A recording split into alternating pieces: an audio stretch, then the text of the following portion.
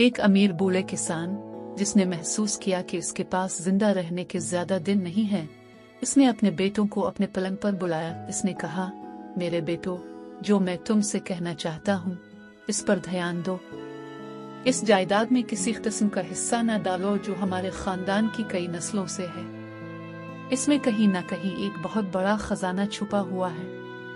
सही जगह जाने, लेकिन ये वहाँ है और आपको यकीनन ये मिलेगा कि आपकी तलाश में कोई तवानाई नहीं छोड़ी जाएगी।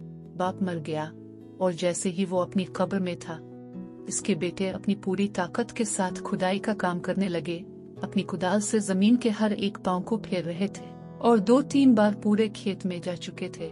कोई छुपा हुआ सोना नहीं मिला। लेकिन फसल की कटाई के वक्त जब वो अपने हिसाबात तय कर चुके थे और अपने किसी भी पड़ोसी के मुकाबले में बहुत ज्यादा मुनाफा हासिल कर चुके थे, तो वो समझ गए कि उनके वालिद ने जिस खजाने के बारे में उन्हें बताया था वो एक बहुत सी फसल की दौलत थी और ये कि सनत उनके पास था।